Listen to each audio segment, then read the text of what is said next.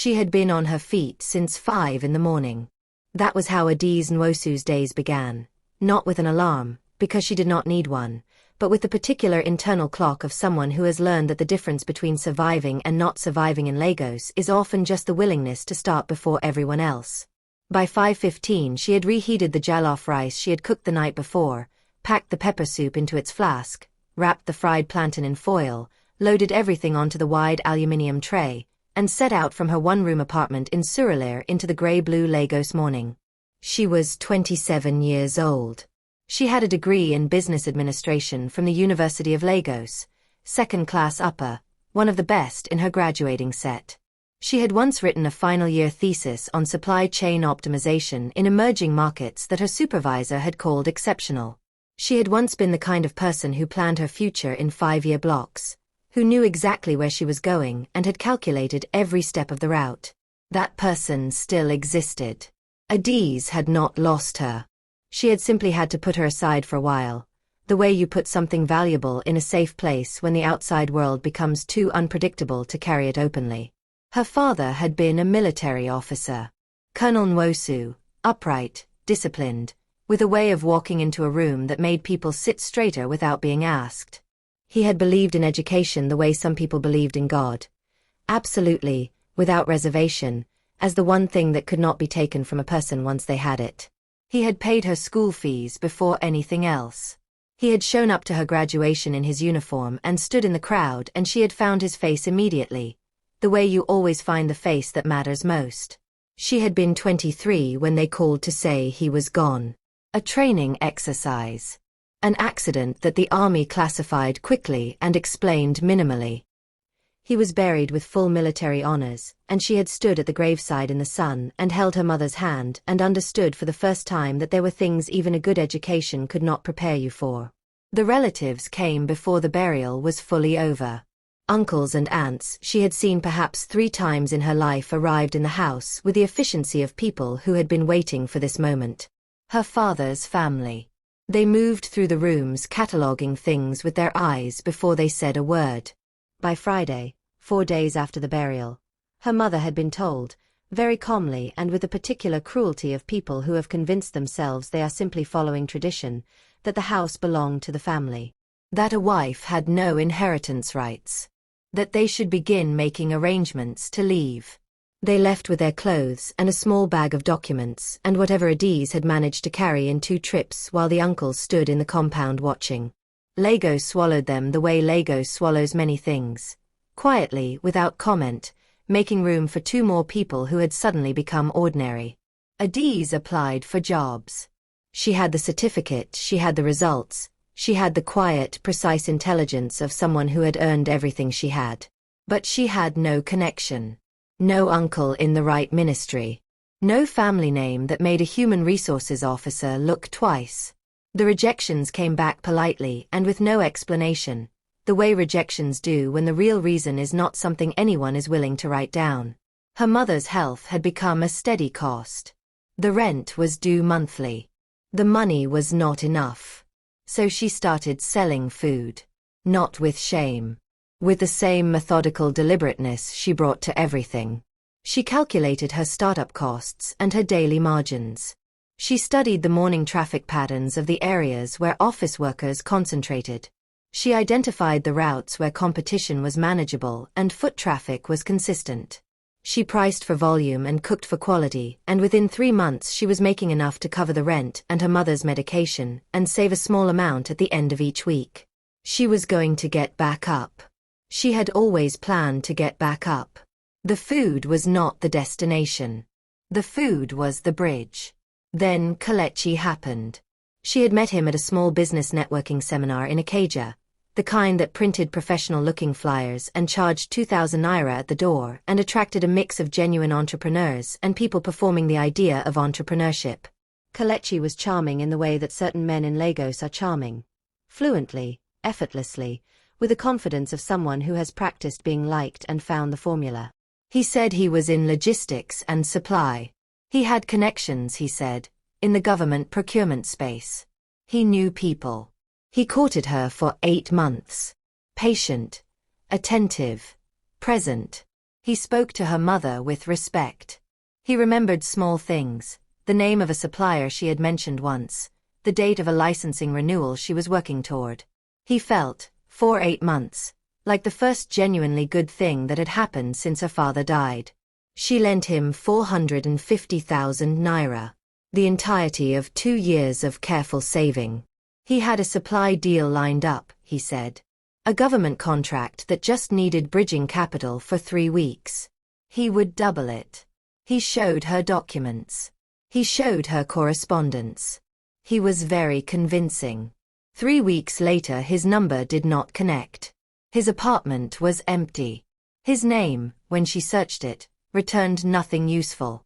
He was gone. The money was gone. That was 6 weeks ago.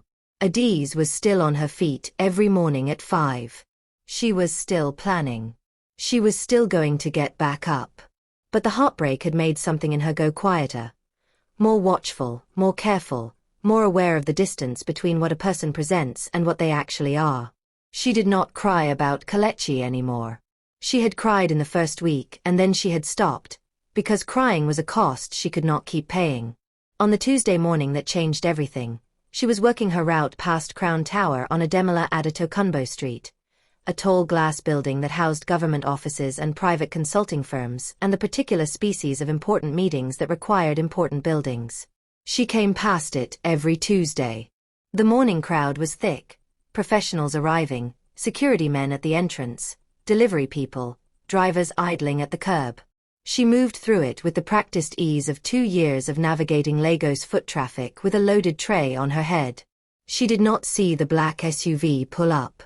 She did not see the door open. She did not see the man step out until the moment the tray tilted. The collision was brief and total. The flask of pepper soup went first, the lid giving way as the tray jerked, the contents pouring in a hot orange cascade across the front of a white dress shirt and dark jacket. Rice scattered. Fried plantain hit the pavement in 3 separate places. The tray itself came down with a sound that cut through the morning noise and made everyone within 20 meters stop and turn. The crowd went silent in the specific way a Lagos crowd goes silent when it knows it is about to witness something worth watching. Because everyone knew what came next. A man like this, the suit alone was worth more than some people's monthly salary. The SUV behind him told its own story, the way he carried himself told another, and a woman like her. Everyone knew the shape of what was about to happen. It had happened before. It would happen again. The powerful man, the poor woman, the scene. Adiz dropped to her knees. Not from fear. Not as a performance. She went down because she was genuinely, completely sorry, and in her family the way you expressed genuine remorse was not with words alone. You lowered yourself, you made your body say what your words could not fully carry. Her father had taught her that. Humility was not weakness. Humility was precision. Sir, I am so sorry. Her voice was steady despite the kneeling, despite the stairs, despite the food scattered across the pavement around her. Please, sir, I did not see you. I am so sorry. I will pay for the cleaning, sir. Please. She kept her eyes on him. Not pleading, not performing, just direct and accountable. Emeka Okafor looked down at her. 34 years old. Built Okafor Holdings from a single logistics contract into one of the most formidable real estate and infrastructure companies in Lagos. Known in boardrooms for 2 things, precision and coldness. He did not waste time. He did not repeat himself. He had learned to read the mechanics of a situation in the first 30 seconds, identify what was real and what was performance, and respond to the real. He had been prepared for an argument.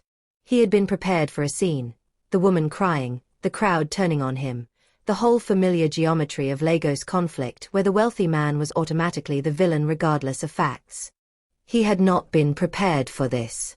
For a woman on her knees on the pavement outside Crown Tower, with scattered food around her and a ruined tray beside her, who was not performing victimhood but was simply, quietly, completely taking responsibility.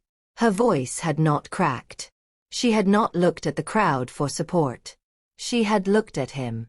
Something shifted. He did not understand it yet. He filed it away. He looked at the ruined suit. The shirt was unwearable. The jacket was worse.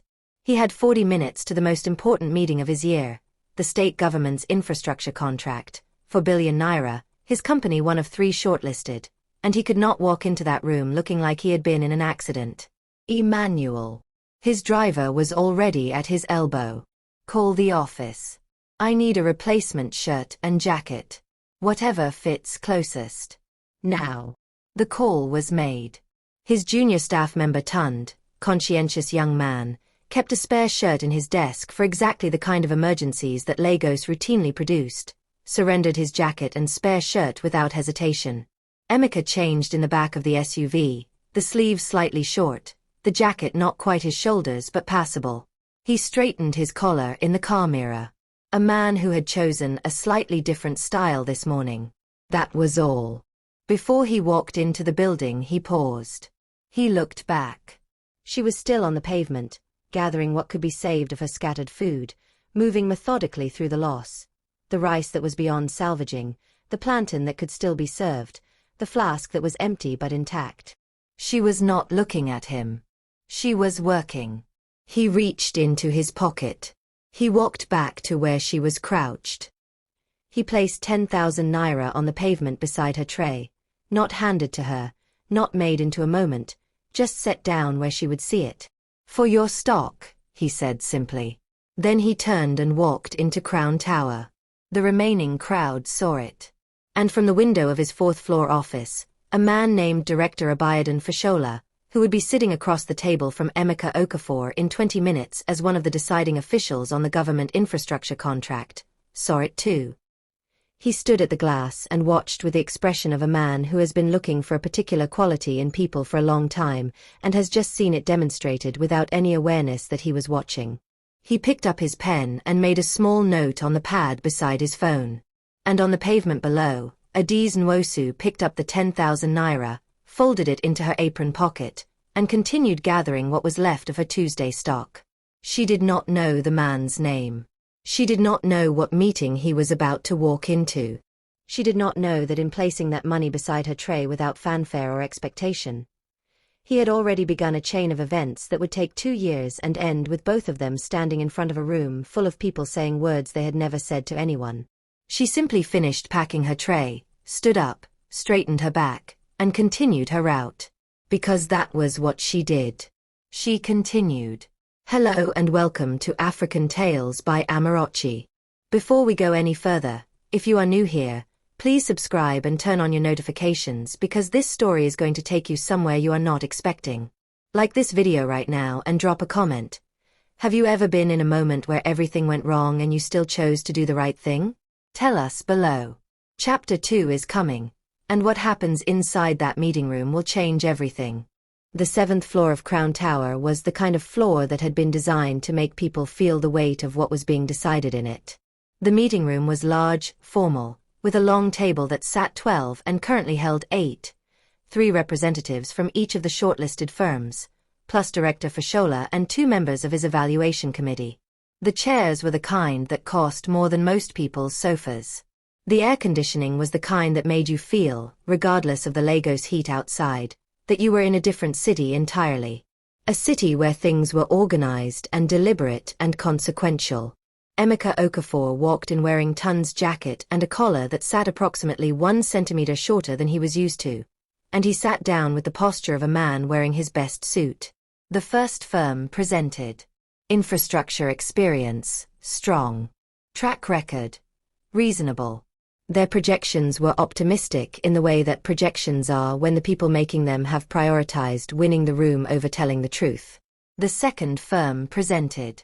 Older company, more conservative, the kind of proposal that would have impressed a committee 10 years ago. Director Fashola listened with the professional attentiveness of a man who had trained himself never to show his cards before he was ready. Emeka went last. He did not open with a flourish. He did not use the word visionary or revolutionary or any of the other words that people use in rooms like this when they are selling something. He opened with numbers, specific, verifiable, unglamorous, and he let the numbers make the argument that others spent slides trying to make with design. Okafor Holdings had completed 6 government infrastructure contracts in 4 states. 0 penalty clauses triggered. Average delivery time 4% ahead of schedule. Unit costs consistently below initial projection due to a procurement model he had built internally over 3 years specifically to eliminate the supply chain inefficiencies that caused most infrastructure projects in Nigeria to run over budget. He talked about the 4 billion naira the way he talked about everything, as a problem with a defined solution and a realistic timeline. He showed them the risk matrix. He showed them the contingency plans. He showed them what happened to the project if 2 of the key subcontractors failed simultaneously and why it did not significantly affect delivery. He did not ask them to believe in him. He gave them the evidence and trusted them to read it correctly. When he finished, the other 2 firms' representatives were ushered out. A 15-minute recess was announced. Emeka stayed in his chair and looked at the window and thought, briefly and against his will, about the woman on the pavement. The way she had gathered the scattered rice methodically, without drama. The way she had held his gaze when she apologized, not looking around for sympathy, just looking at him. Mr. Okafor. Director Fashola had re-entered the room while he was thinking. The 2 committee members took their seats. Emeka straightened. Your proposal is technically the strongest submission we received, Fashola said. He had a measured way of speaking, every sentence carrying exactly as much weight as it needed and no more. Your track record is verifiable. Your risk management framework is the most comprehensive of the 3. He paused. But I want to tell you something before I give you the committee's decision, because I think it is relevant. Emeka waited. I was at my office window this morning when you arrived. Fashola folded his hands on the table. A woman selling food collided with you in the entrance. The soup went on your suit. An expensive suit, from the look of it. You were, I assume, approximately 40 minutes from walking into this room. He looked at Emeka steadily. I watched the whole thing. The room was very quiet. In my experience, Fashola continued, you can tell a great deal about how a man will manage public resources by how he behaves when something goes wrong in public and he believes no one of consequence is watching. Does he protect his own dignity at the expense of someone more vulnerable? Does he make an example of her? Does he use the moment to establish his position in the social hierarchy? He paused. Or does he absorb the loss, find a solution, and make sure the person who caused the problem is not destroyed by it? He picked up a pen from the table. He turned it once between his fingers. You did not shout. You did not make a scene. You found another jacket and you walked into this building, and you presented a 4 billion naira proposal as if your morning had been entirely unremarkable. And before you came in, you put money down next to her tray. Not into her hand, not as a gesture, not as a performance. You simply put it down and walked away. He looked at him. I have given contracts to men in this city who present beautiful proposals and treat their own drivers like furniture.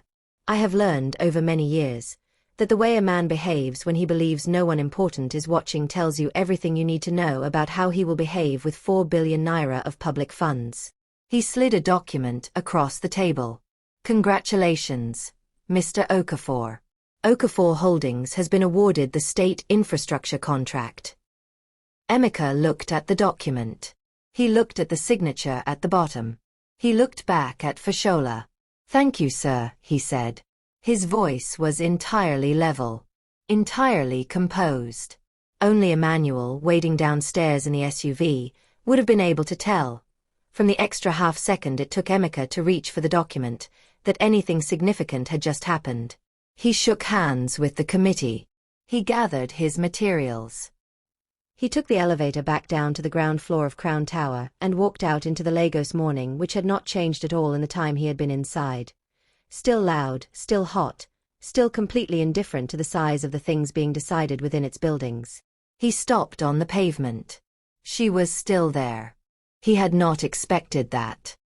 He had not thought about what she would do after the collision. Had not, if he was honest, thought about her at all during the presentation, which was the way it needed to be. But here she was, sitting on the low wall near the entrance, her tray repacked beside her, counting the remaining portions with the focused efficiency of someone doing end-of-morning inventory. She had saved more than he would have expected. The flask was empty, the rice was mostly gone, but the plantain was wrapped and there were small covered portions of what appeared to be the remaining soup that had been in the secondary container rather than the flask. She looked up when he approached. There it was again, that flicker of wariness. Not hostility. Not performance. Just the particular alertness of a woman who had learned that a man approaching her with apparent good intentions was a data point that required verification before it became a conclusion. "Your morning," Emeka said. "How much did you lose?" She looked at him for a moment before answering, as if deciding how much of the real answer she was going to give. The pepper soup flask was full. The jollof rice, about half my morning stock. She paused. "The 10,000 you left covers most of it." "Good." He stood at a slight distance, not crowding her, not performing concern, just present. "How long have you been on this route?" 2 years. "This area specifically, Crown Tower?" "I pass it on Tuesdays and Thursdays. The morning crowd is consistent." He noted the word consistent. Not good, not profitable, consistent. The word of someone who thought in systems. "Do you sell elsewhere?" 4 other routes. "I rotate them." She looked at him with the directness that he was beginning to recognize as simply how she communicated. "The meeting, did it go well?" He was not often asked that question by anyone who was not already invested in the answer for professional reasons. "It did." "Good." She said it simply. Not sycophantically, not as the opener to a longer sentence. Just, "Good." And then, "You handled this morning with dignity. You deserved a good meeting." Emeka Okafor had been in rooms where people said impressive things to him for professional reasons his entire career. He had learned to receive compliments as information, to assess their accuracy and filter out their intent. What he could not immediately categorize was this. A woman sitting on a low wall with a food tray, speaking to him without any apparent interest in what he could do for her, simply saying the thing she actually thought. He sat down on the wall. Not close, a respectful distance, but he sat, which was not something Emeka Okafor typically did on pavement walls outside business towers. They talked for 15 minutes. She told him what she sold, how she managed her supply, which mornings were strongest, how she handled the rainy season when foot traffic dropped. She answered his questions without embellishment. He asked her, at some point, he was not sure exactly when the question formed, where she had learned to think about her business the way she was describing it. Supply and demand, route optimization, seasonal adjustment. She said, the University of Lagos, Business Administration. Second class upper, 2019. He looked at her.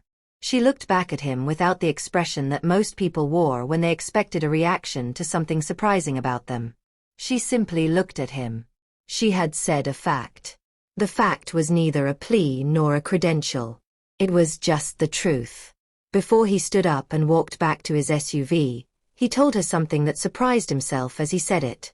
He told her that Okafor Holdings occupied the 12th floor of a building on Odeola Odiku Street. That his staff, drivers, junior officers, the people who made the building run, bought food every day from vendors outside. That the current vendor was unreliable. That if she wanted to set up there permanently, he would ensure his staff bought from her. She did not say yes immediately. She looked at him for a moment with that measuring quality he was beginning to find genuinely interesting. The look of a person who does not accept things before they have decided whether they want them. Then she said, "What time do your staff start arriving in the morning?" 7:30. "I will be there at 7. She stood up, lifted her tray, and walked in the direction of the bus stop without looking back. No excessive gratitude. No lingering. She had agreed to a business arrangement and she was going to execute it. Emeka got back into the SUV. Emmanuel started the engine and pulled into traffic without being asked. They drove in silence for a few minutes. "The woman from this morning," Emmanuel said carefully, The way loyal drivers sometimes say things that the person beside them has not yet said themselves. She is still selling food? For now, Emeka said. Emmanuel nodded and said nothing further. And Emeka looked out the window at the city moving past and found, for the second time that morning, that his thoughts had moved off the 4 billion naira and onto a woman on a low wall who had said you deserved a good meeting with the simple, unself-conscious confidence of someone who meant exactly what they said and nothing more. He could not remember the last time someone had said anything to him that was exactly what it appeared to be. He could not remember the last time that had felt like something worth paying attention to.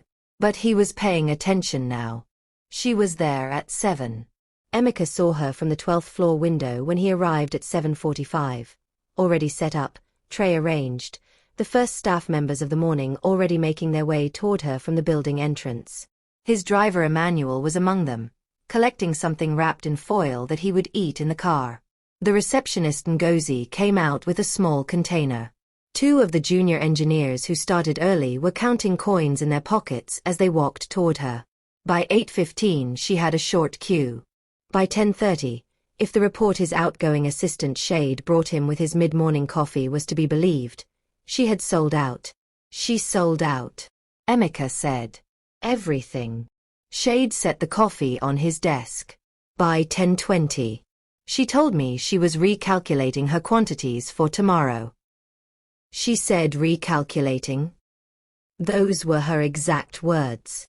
Shade paused in a way that told him she had more to say. He waited. Sir, I talked to her this morning while she was serving my rice. About 20 minutes. And Shade sat down in the visitor's chair across from his desk, which she did not typically do. She was explaining to me why she prices her pepper soup differently on rainy days versus dry days.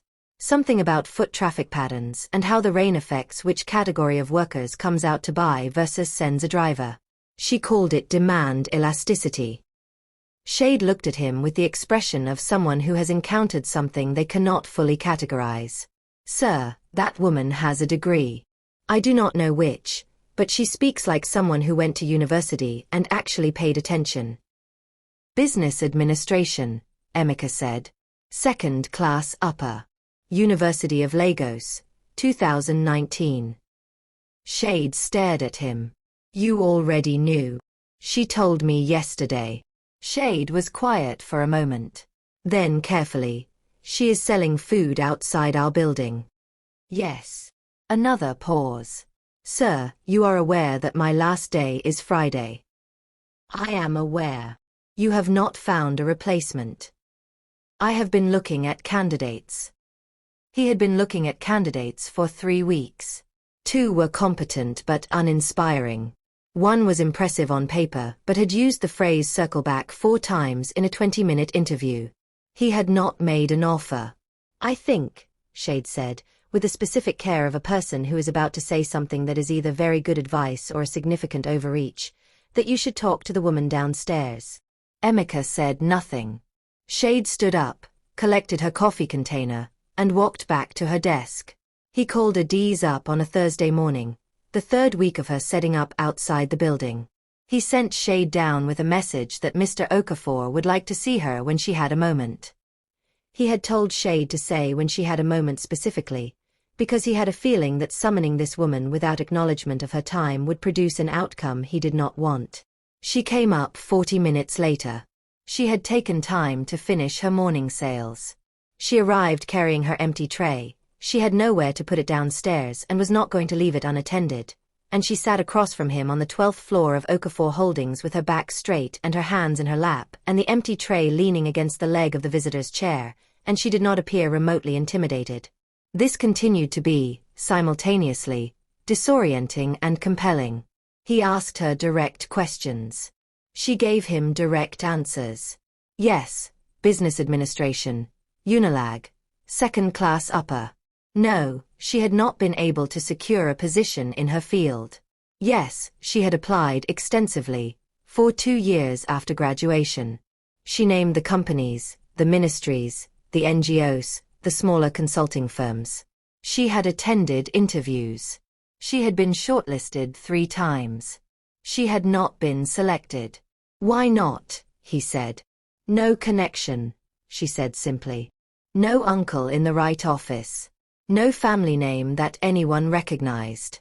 In Lagos, a good degree opens the door to the interview.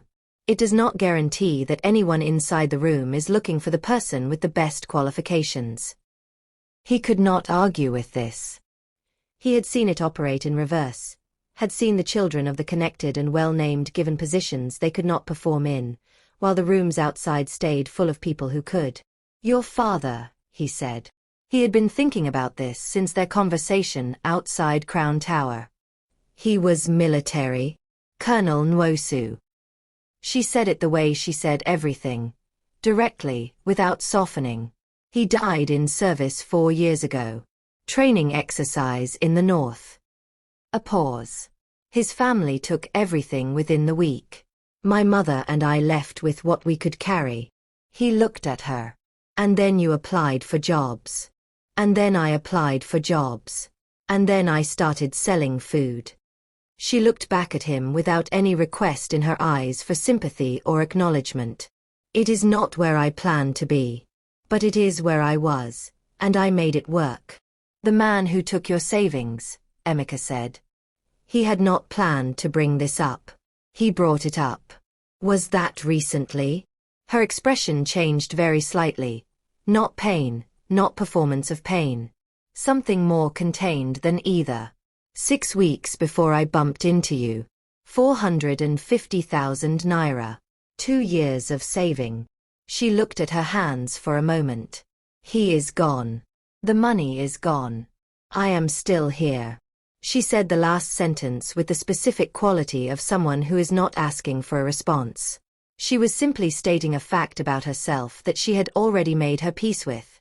Emeka looked at the woman across from him. He looked at her empty tray against the chair leg. He thought about Shade's last day on Friday and the 3 candidates on his shortlist, none of whom had said a single thing in their interviews that he had remembered an hour later. I want to offer you a position, he said. Executive assistant. The role involves schedule management, procurement support, client liaison, and involvement in contract review. My current assistant leaves Friday. I have been looking at candidates. He paused. None of them have the combination of practical intelligence and communication range that I am looking for. Adiz looked at him. What is the salary? She said. He named the figure.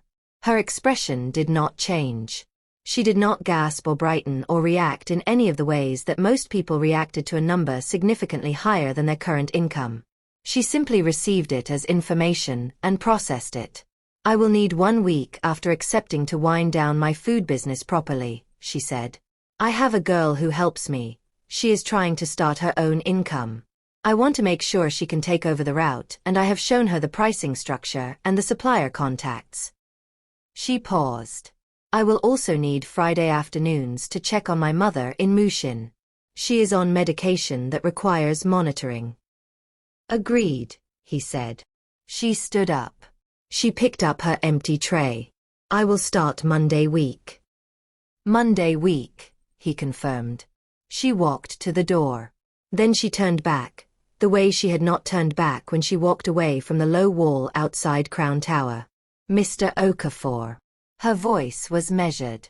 What you said outside that building last week, about ensuring your staff would buy from me. You could have just said nothing and gone back to your car. She looked at him steadily. Thank you for saying it. Then she left. Emeka sat in his office for a moment after the door closed. Then he turned back to his desk and realized, for the second time in 2 weeks, that he was smiling in his office on a Thursday morning for no professional reason. What neither of them had said, what neither of them knew yet, was that they had walked the same university grounds. That the buka near the social sciences faculty that Adiz had eaten at 3 times a week in her second year was the same one Emeka had discovered in his first year, 2 years after she graduated, and had eaten it throughout his degree. That Professor Adeyemi, who taught third-year strategic management with a particular combination of brilliance and impatience that made him both the most demanding and the most memorable lecturer in the faculty, had taught them both.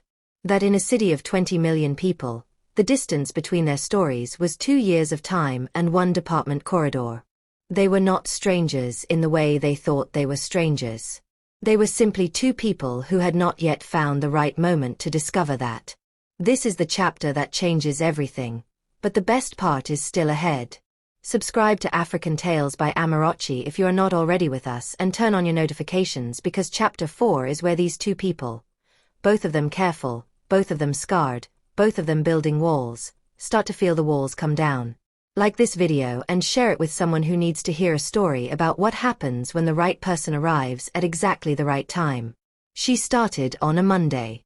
She arrived at 7:15, 15 minutes before he had said his staff arrived, which told him something, and she was at her desk before the receptionist had finished unlocking the main entrance. She had taken the weekend to read everything Shade had left in the handover folder. Active contracts, pending correspondence, the filing system, the schedule conventions Emeka preferred. When he arrived at 7:40, she had already organized his day into 3 prioritized blocks and flagged 2 scheduling conflicts he had not noticed. He looked at the revised schedule. He said nothing. He went to his desk and began working.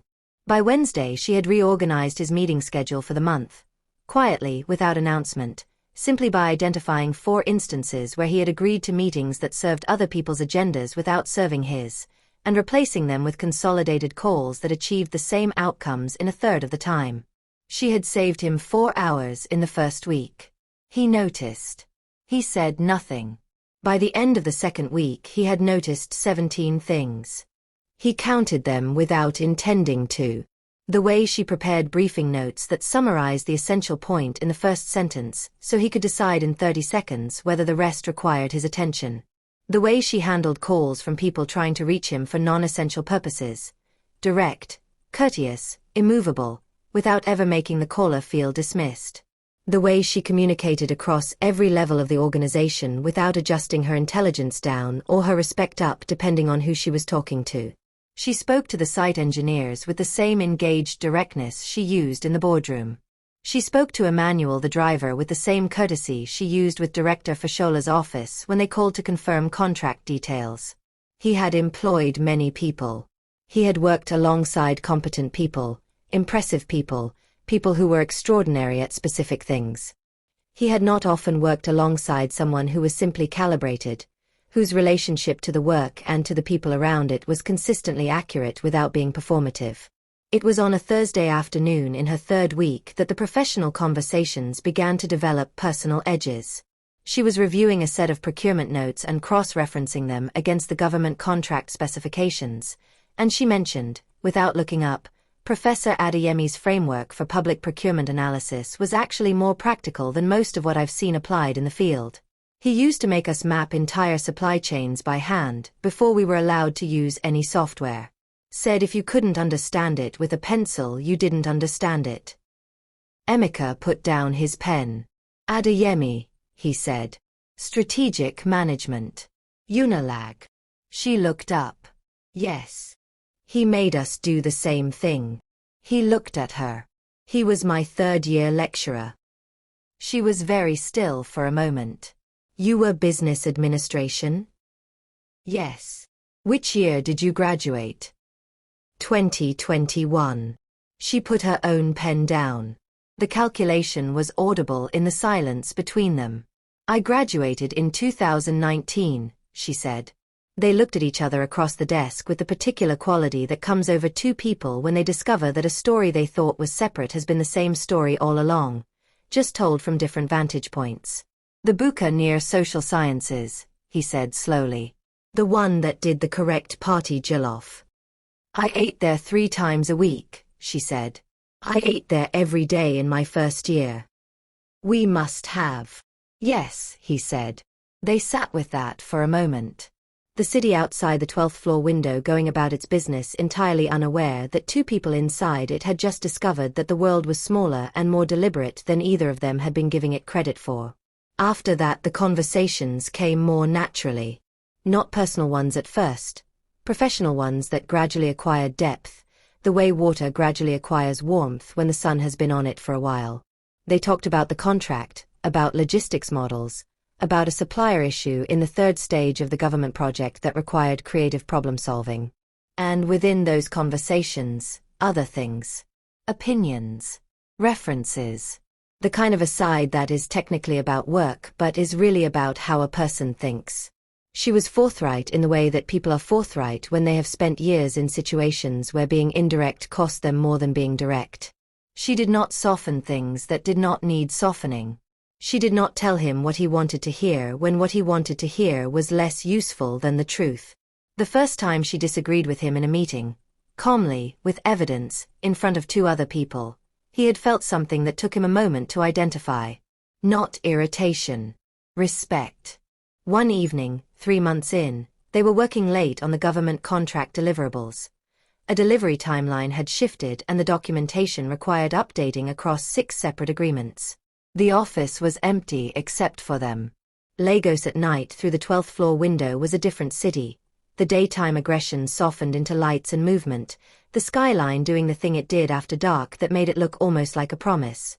She had been talking about the procurement timeline and stopped mid-sentence. She looked out the window for a moment. Then she told him about her father. Not the official version, not the death in service, the military burial, the honors. The real version. The Saturday mornings he would take her to the officers' mess for breakfast and let her order whatever she wanted and then make her account for every naira of change. The way he reviewed her school reports not with praise or punishment but with questions. Why did you perform this way here? What would you do differently? What is your plan? The way he called her his investment, not as a diminishment but as the highest thing he could say, that she was the thing he had chosen to put everything into. He believed in me in a way that made me believe in myself, she said. Not blindly. He was not a man who gave blind encouragement. He believed in me based on evidence. He watched how I worked and he said, "This will be enough. You will be enough." She paused. When he died, I lost the person who knew me most accurately. Everyone else either underestimated me or later, used me. A pause. Kelechi saw what I was and decided it was a resource rather than a person. The room was quiet. Emeka listened the way he listened to things that required his full attention. Completely, without filling the silence. When she finished he was quiet for a long moment. Then he said something he had not said to anyone in 3 years. He told her about Amina. A woman he had loved genuinely and without reservation. Rare for him, rarer than most people knew. He had met her when Okafor Holdings was 4 years old and still fragile enough that the right bad quarter could have ended it. She had stayed through the building years, the lean years, the years when he worked 18-hour days and came home to an apartment with nothing in the refrigerator. She had told him she believed in what he was building. She had said it convincingly. And then the company had hit a genuine crisis.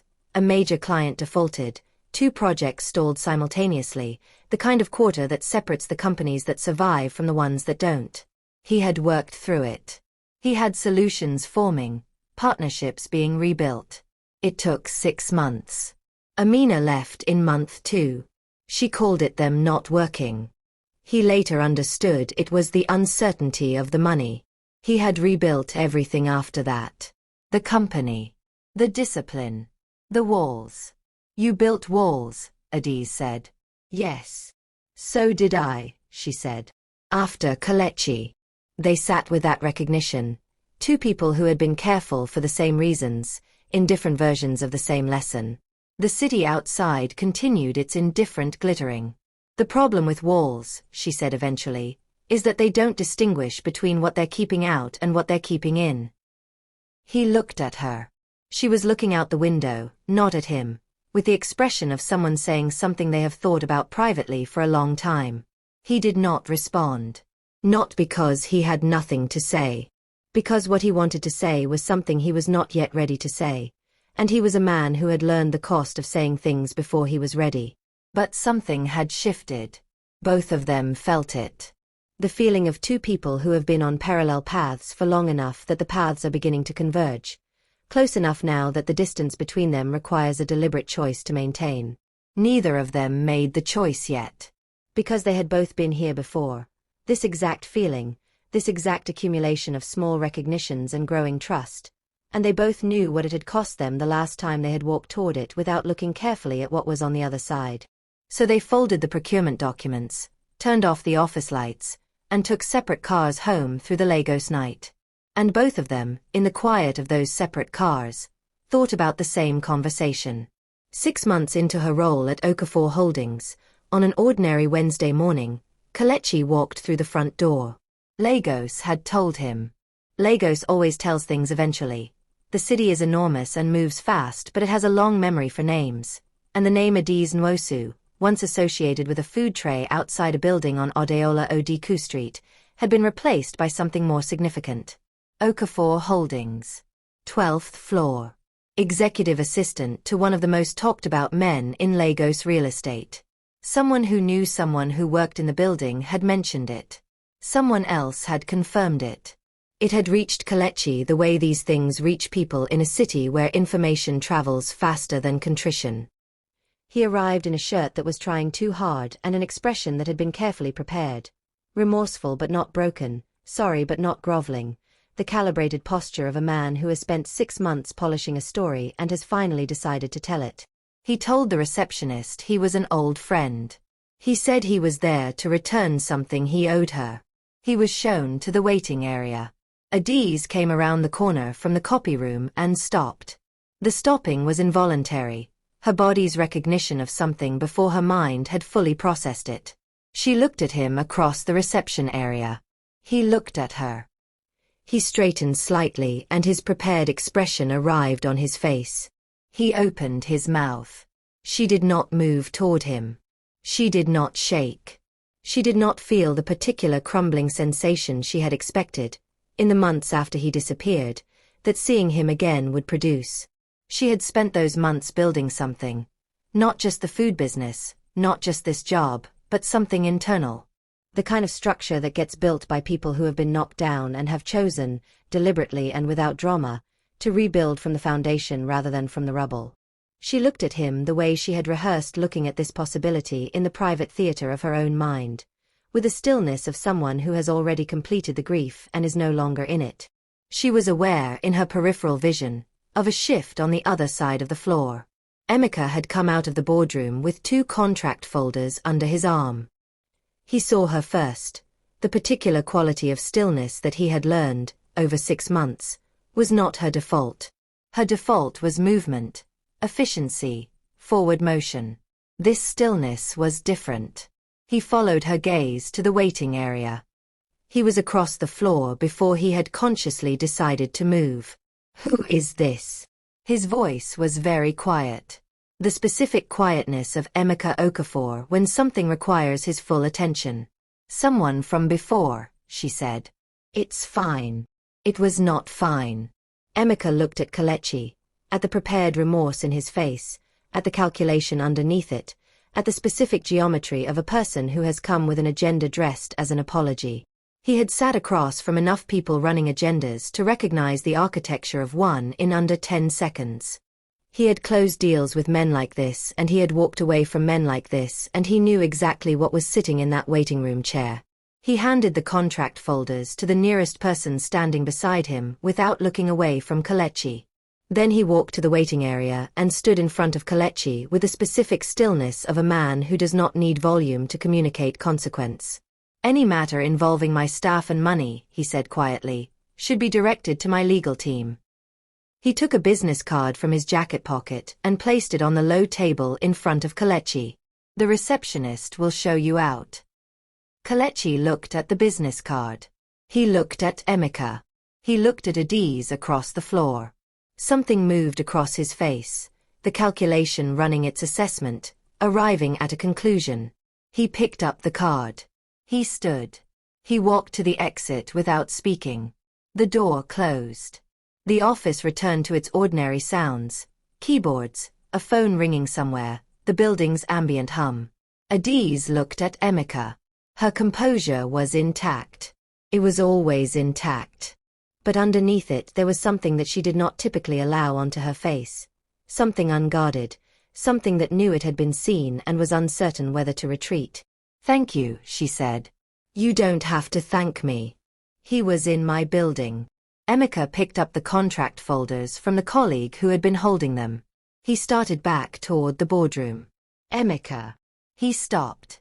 She almost never used his name without the honorific. In 6 months of working together she had called him Mr. Okafor in professional contexts, and Sir in moments of instinct, and Emeka exactly twice. Once by accident, which she had corrected immediately. This was not by accident. He turned. "Thank you," she said again. The same words. But the second time they carried everything the first time had been too composed to hold. He looked at her for a moment. Then he nodded once and went back into the boardroom and closed the door behind him. He sat at the boardroom table with the contract folders open in front of him and did not read a single page for 6 minutes. That evening the office emptied at its usual time. 7 o'clock came and the building grew quiet around them the way it did on nights when they were both still working. The cleaning staff moving through the outer rooms, the last few stragglers collecting their things, and then just the 12th floor with its window full of Lagos night. He came to her desk. He stood beside it, not behind it, not across it. Beside it. He put his hands in his pockets. He looked at the skyline. "I want to tell you something," he said. "And I am telling you not because the timing is right. The timing is not particularly right, but because I have spent too long choosing safety over honesty and I am tired of it." She put her pen down. He told her, simply and directly, the way he did everything, that he had not felt this way about anyone since he had decided not to feel this way about anyone, that he could not tell her exactly when it had started, whether it was the morning on the pavement, or the conversation on the low wall, or the Thursday she disagreed with him in front of 2 other people and he had felt something he later identified as respect, or the late evening she told him about her father. That he was aware of every professional complication. That he was telling her anyway. She listened to all of it without interrupting. Her hands were folded on the desk. Her face was doing something he had not seen it do before. Not the controlled directness, not the professional composure, but something quieter and more real than both. When he finished, she was quiet for a moment. Then she told him about the morning on the pavement. Not the external version, not the collision and the tray and the soup. The internal version. That she had been thinking about Kelechi when it happened. About the 450,000 naira. About whether the life she was building on the street with her food tray was ever going to become the life she had planned. That she had been at one of those low points that she never allowed to show on her face but that existed regardless, deep and persistent, the kind of low that comes not from a single bad day but from an accumulation of days in which you keep going without being entirely sure you are going anywhere. "When you put that money beside my tray," she said, "you didn't hand it to me. You didn't wait for me to thank you. You just put it down and walked away. Like my dignity was not something that needed to be managed." She paused. "That was the first time in 6 months that I felt that the world still had good things in it. Not because of the money. Because of how you did it." "I am not Kelechi," he said. "I know," she said. "That's what frightens me. Kelechi I could see the shape of eventually. You," she stopped. "I cannot see the shape of you. And I have learned not to trust things I cannot fully see." "Then take the time you need to see it," he said. "I am not going anywhere." She looked at him for a long moment. Then she reached across the desk and put her hand over his. He looked at it. Then he turned his hand over and held hers. They stayed like that for a while, in the quiet of the 12th floor, with the city outside doing what the city always did, enormous and indifferent and full of the 10,000 small things that make up a life. The months that followed were not a Lagos story in the way Lagos stories are typically told, with drama, with spectacle, with a kind of public escalation that fills comment sections. They were quieter than that. More careful. More real. He instructed his legal team to pursue the matter of 450,000 naira through every available channel. They pursued it with the thoroughness that comes from having the right resources directed at a clear purpose. 3 months later, every kobo was returned to Adi's account, recovered from Kelechi's traceable assets through a combination of legal pressure and the specific persuasion that comes from being associated with Okafor Holdings. He arranged for her mother to move from the apartment in Mushin to a better one in Surulere. Not a grand gesture, not announced as one. He simply mentioned one afternoon that a unit in a building his company managed had become available, that the rent was reasonable, that it was closer to a good hospital. Adiz looked at him for a moment. Then she said, "She will need help with the move." He said, "Emmanuel will arrange it." Her mother cried when she saw the new apartment. Adiz did not tell her who had arranged it. She did not need to. Her mother, who had spent 4 years watching her daughter carry a food tray through the Lagos morning and come home with the specific tiredness of someone fighting on multiple fronts simultaneously, looked at her daughter's face and understood everything without being told. Within a year of joining Okafor Holdings, Adiz had moved from executive assistant to head of procurement, not because of Emeka, but because the procurement division had 3 inefficiencies she had identified in her first month and corrected quietly over the following 6, and the results were documented and undeniable. Within 2 years she was on the board. She took the seat the way she had taken everything in her life, without drama, without performance, with the focused, forward-moving competence of a person who had been preparing for this even when she was standing on a street corner with a food tray. Lagos talked. Of course Lagos talked. A street hawker who became an executive, who became a board member, who was, by all visible indicators, in a relationship with the man who built the company. Lagos had opinions. Lagos put those opinions in comment sections and in the conversations of people who had never met either of them and never would. Emeka and Adiz did not particularly address any of it. They were busy. 1 year and 8 months after the morning the soup spilled on his suit, on a Tuesday, because it had to be a Tuesday, Emeka told Emmanuel to drive to Crown Tower on Ademola Adetokunbo Street. He did not explain why. Emmanuel, who had been with him for 9 years and had learned to read the quality of his silences, simply drove.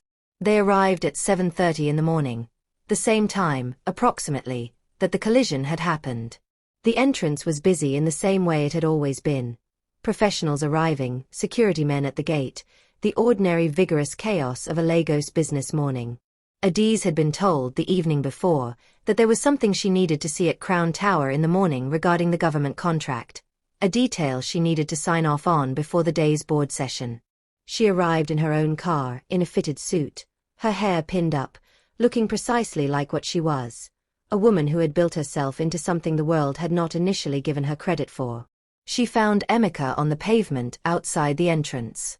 Standing, not sitting. In a well-fitted suit. Alone, Emmanuel had been instructed to wait in the car. The morning crowd moved around him the way the morning crowd always moves around people who are standing still with intention. She stopped when she saw him. She looked at him. She looked at the building entrance behind him. She looked at him again. She understood. He reached into his jacket pocket. He took out a small box, plain, dark blue, unflashy, exactly what he was. He opened it. A ring. Simple, elegant, the kind that communicated value without requiring a performance. He did not kneel. He was not that kind of man, and she was not that kind of woman. He stood on the pavement in front of Crown Tower where the soup had spilled and the tray had crashed and everything had started, and he looked at her the way he had been looking at her for 18 months, with the complete, unself-conscious attention of a man who has stopped managing his feelings and started simply having them. "You told me the day I handled something well, I deserved a good outcome," he said. "I have been trying to deserve one since." He paused. "Adiz, I would like to spend the rest of my life being the kind of man you would say that to." She looked at the ring. She looked at his face. She looked at the pavement beneath them, the same pavement where she had knelt to pick up scattered rice and folded 10,000 naira into her apron pocket. "The buka near social sciences," she said. "We probably sat 3 tables from each other." "Possibly," he said. "And we had to come all the way here," she said, looking around at the Crown Tower entrance, at the morning crowd parting around them, at the city going about its enormous business. "And I had to pour soup on your suit." "Yes," he said. She looked at him for a long moment. The same measuring look. The same complete, unhurried attention. And then something in it opened, the last carefully maintained distance between what she felt and what she allowed herself to show, and she smiled. Not the controlled professional smile. The real one. The one that started in her eyes before her face caught up. The smile of a woman who came to Lagos to survive and found, in the middle of all the noise and the grinding and the heartbreak, something she had stopped believing was available to her. "Yes," she said. He put the ring on her finger on the pavement outside Crown Tower on a Tuesday morning, and Lagos moved around them exactly as it had always moved, without ceremony, without pausing, without any particular awareness of what was happening between two people who had spent a long time finding their way to the same place. They were married 3 months later.